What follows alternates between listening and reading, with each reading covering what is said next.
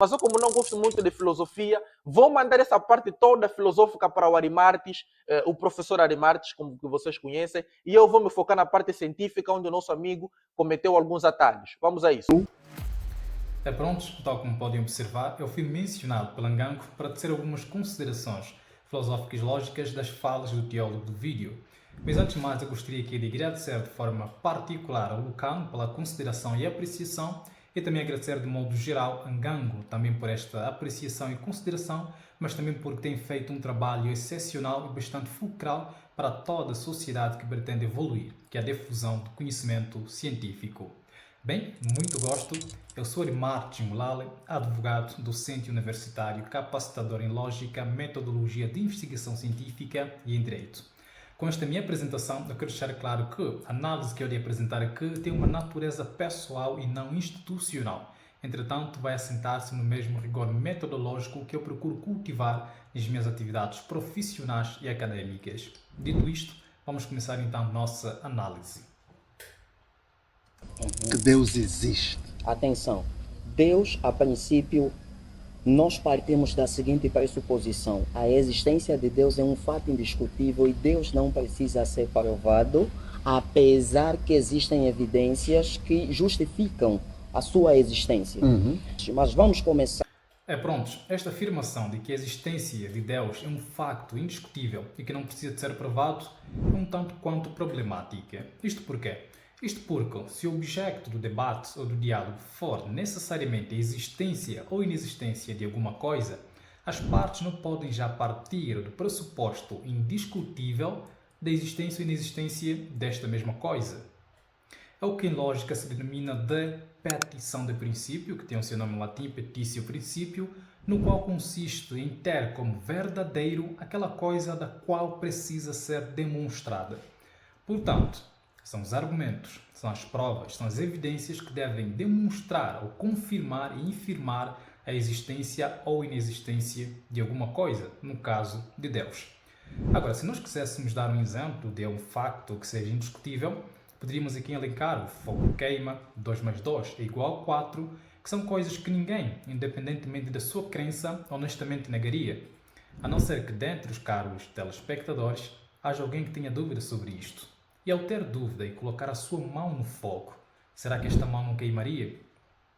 Ora, a existência de Deus, sendo um objeto de debates filosóficos teológicos, não se enquadra nesta categoria. Portanto, não pode e não é um facto indiscutível.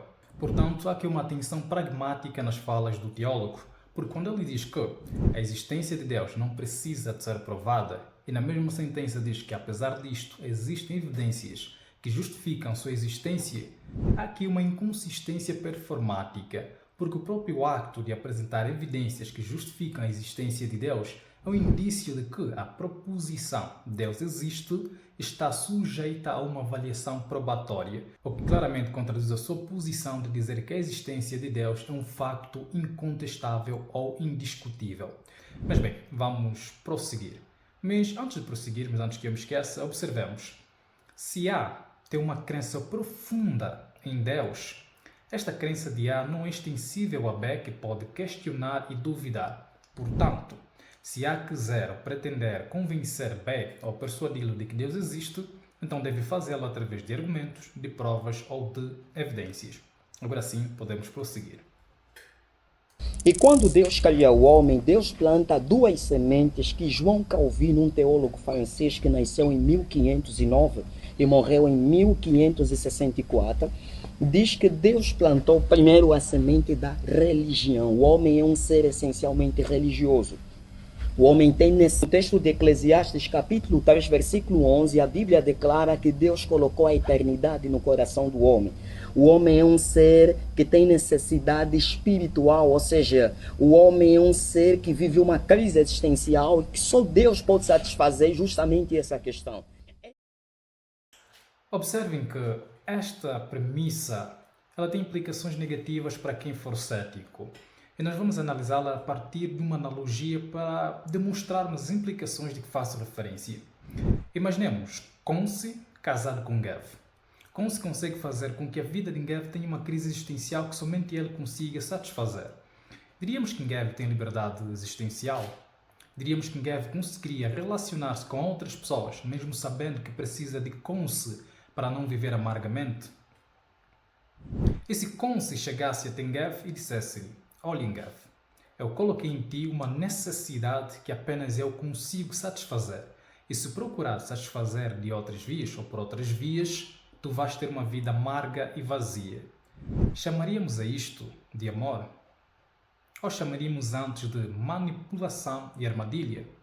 Portanto, a questão muito importante aqui é: por que a resposta muda quando o sujeito passa a ser Deus? Se nós substituirmos Konse por Deus, Ngev por seres humanos ou homem, será que teríamos a mesma conclusão? Bem, a resposta a esta pergunta eu deixo ao teu critério, caro telespectador, como um ponto de reflexão. E vamos avançar. Em relação ao testemunho filosófico, eu depois vou deixar para o Mauro ampliar um pouco mais.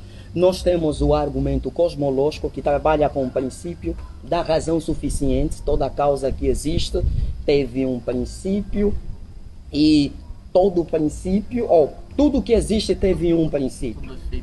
Exatamente. Depois nós temos então... Pronto, o argumento cosmológico é um argumento muito utilizado pelos teístas, que aliás eu considero como uma versão aprimorada do que Aristóteles já dizia sobre o motor imóvel. Aristóteles formulava do seguinte modo, não é? Quid movetur, abale movetur. Ou seja, tudo que se move é movido por alguém ou por algo. Entretanto, como o nosso filósofo, ou nosso teólogo, não apresentou nem fundamentou este mesmo argumento cosmológico, então uma crítica, uma refutação muito simples e concisa também poderia ser: qual é a razão da existência de Deus? Claramente que esta pergunta levar-nos a uma regressão infinita, ao argumento ad infinitum, que os teístas mais informados conseguem dar uma resposta até que satisfatória e bastante eficiente. Entretanto, para não corrermos o risco de cometermos aqui uma falácia do espantalho ou de analisarmos algo que não foi dito, então também limitar-nos a analisar este argumento ontológico. Por isso, avancemos. A questão do argumento ontológico. Há no homem uma necessidade. Depois faço referência ao argumento teleológico. Bem, pelo que eu saiba, o argumento ontológico não tem nada a ver com as carências humanas. Aliás, não tem nada a ver com as necessidades humanas. E dizer necessidades humanas parece que vamos cair novamente no argumento de João Calvino. Entretanto, parece que o nosso teólogo fez aqui uma pequena confusão, mas tendo em conta que ele mencionou este argumento ontológico, então vale a pena demonstrarmos o que é o argumento ontológico e quais são as críticas que a ele são subjacentes. Este argumento, que é uma formulação de Anselmo de Eustáquio, que ele utiliza no livro Perlogium, ele nos diz que há 3 premissas que, se nós aceitarmos, também seremos obrigados a aceitarmos a existência de Deus. A primeira premissa que Anselmo apresenta é: Deus existe no entendimento ou no pensamento. Segunda premissa: Deus é um ser possível. Terceira e última premissa é que, se algo existe no entendimento ou no pensamento e que poderia também existir na realidade, então este algo poderia ser maior do que é. Assim, se nós formos a resumir ou apresentar de forma sucinta este argumento de Anselmo, seria: Deus é o ser maior do que o qual nada pode ser pensado. Mesmo aquele que nega a existência de Deus, no caso os ateus, devem admitir que Deus existe no entendimento. Mas se Deus existe apenas no pensamento ou no entendimento, então poderíamos conceber algo maior do que Deus, porque aquilo que existe não só no entendimento ou no pensamento, mas também na realidade, será sempre superior àquilo que só existe no pensamento. Logo, isto seria contraditório com a definição de Deus que nós apresentamos, de que é o ser maior do que o qual nada pode ser pensado. Logo, conclui assim Anselmo, Deus existe também não só no pensamento, mas também na realidade. Ora, as críticas que são apresentadas a este argumento ontológico de Anselmo, na sua versão clássica, são várias. Uma delas é que Anselmo parece partir indevidamente de um plano, que seria o entendimento ou o pensamento, para outro plano, que seria a existência. E Immanuel Kant apresenta aqui uma crítica de que a existência não é uma propriedade, a existência não é um predicado que nós podemos aplicar a uma definição para provar a sua realidade. Esta crítica nós podemos encontrá-la na Crítica da Razão Pura de Immanuel Kant. Entretanto, quero aqui deixar claro que esta versão do argumento ontológico é bastante simplificada, porque existem versões mais complexas, inclusive as suas variações podem ser encontradas no livro de Descartes, Meditação, e também nas obras de Leibniz. Tendo em conta que este é um vídeo bastante simples e que não pretendemos esgotar nem exaurir as nuances de cada argumento, então nós vamos findar por aqui. Mas um aspecto importante que eu gostaria aqui de deixar claro é que pense sempre de forma crítica, que lembre-se, a lógica é gramática da mente. Até mais ver.